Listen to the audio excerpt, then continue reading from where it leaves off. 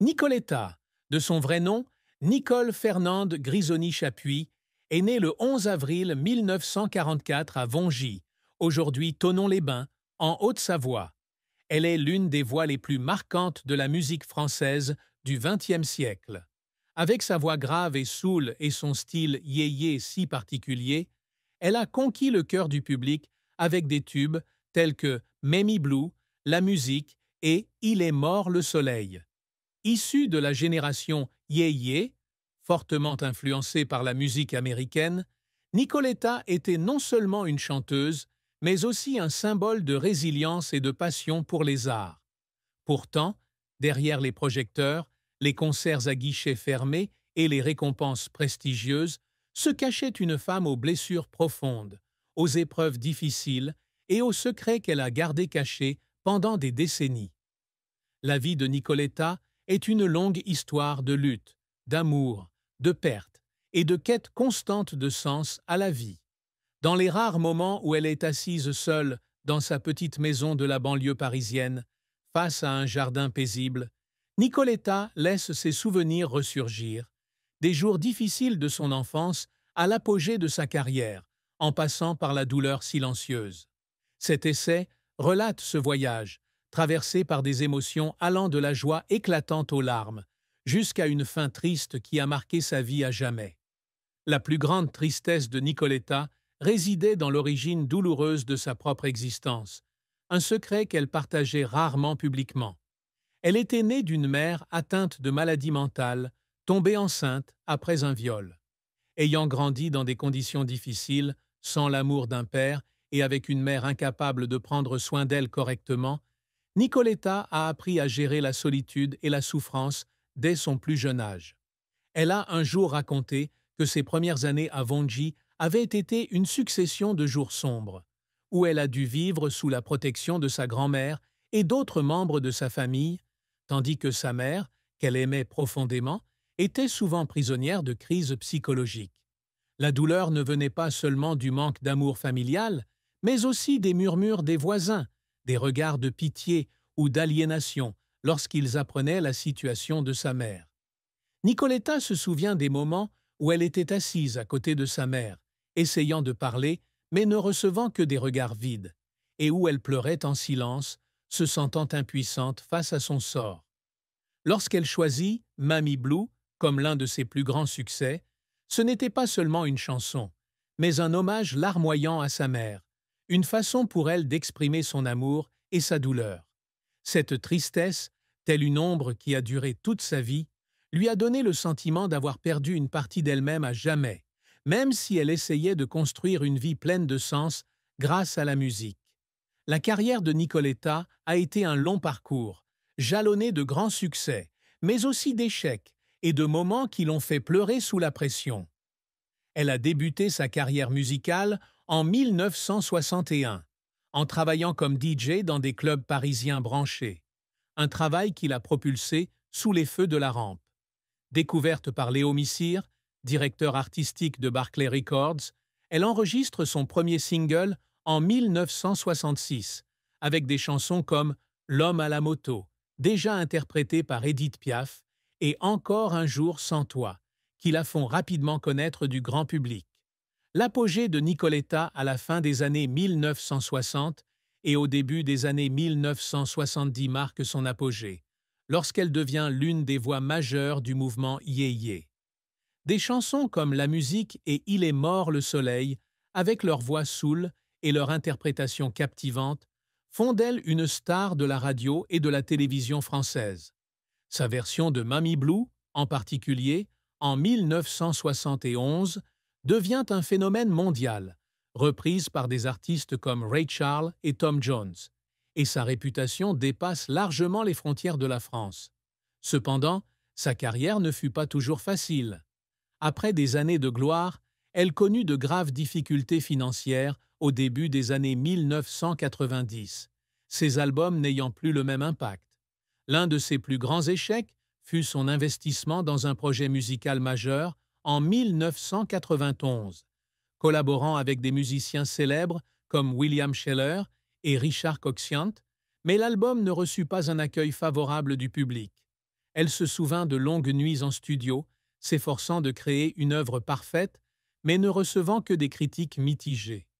Un jour, après avoir lu un article négatif sur son album, elle s'assit seule dans son appartement parisien, pleurant sous le poids de l'échec et de la pression. Les difficultés financières la contraignirent à multiplier les concerts de gala, parfois dans des conditions difficiles, ce qui l'épuisa physiquement et mentalement. Un autre moment de larmes fut lorsqu'elle réalisa qu'elle avait manqué de nombreuses collaborations internationales dans les années 1980 à cause de mauvaises décisions de gestion. Pourtant, Nicoletta ne baissa jamais les bras. Elle a continué à travailler, se tournant vers le jazz avec l'album Le Rendez-vous, 2006, et participant à des projets scéniques tels que Jenny dans l'opéra Grandeur et décadence de la ville de Mahagoni et Esmeralda dans Quasimodo. Ses efforts, bien que parfois douloureux sous la pression, l'ont aidé à conserver sa place dans le cœur du public et à devenir une icône de la musique française. La fin de la vie de Nicoletta fut la perte de sa grand-mère adorée en 1992, qui avait été une seconde mère pendant ces années difficiles. C'est elle qui a pris soin d'elle lorsque sa mère ne pouvait plus le faire, celle qui lui a appris à aimer et à faire preuve de résilience face aux épreuves de la vie. Lorsque sa grand-mère est décédée après un long combat contre la maladie, Nicoletta a eu le sentiment d'avoir perdu une grande partie de son cœur. Elle se souvenait des derniers jours de sa grand-mère, assise à son chevet, lui tenant la main et chantant les chansons qu'elle lui chantait enfant. La disparition de sa grand-mère la laissa dans une profonde dépression. Les mois suivants, elle chercha du réconfort dans la religion, ce qui la conduisit à fonder l'Antille Gospel Choir. Debout à l'église, chantant avec la chorale, elle avait l'impression de se connecter à l'esprit de sa grand-mère. Mais la douleur de sa perte ne s'est jamais estompée. Cette triste fin, bien que n'étant pas sa propre mort, laissa une profonde cicatrice dans son âme, la laissant avec un sentiment de vide à la pensée de ses proches disparus. L'amour et le mariage de Nicoletta furent empreints d'émotions, empreints à la fois de joie et de tristesse. Elle épousa Patrick Chapuis, un joaillier suisse, en 1978, et ils eurent un fils, Alexandre, en 1979. Leur histoire d'amour débuta lors de journées romantiques à Paris, où Patrick fut captivé par le charme et l'énergie de Nicoletta sur scène.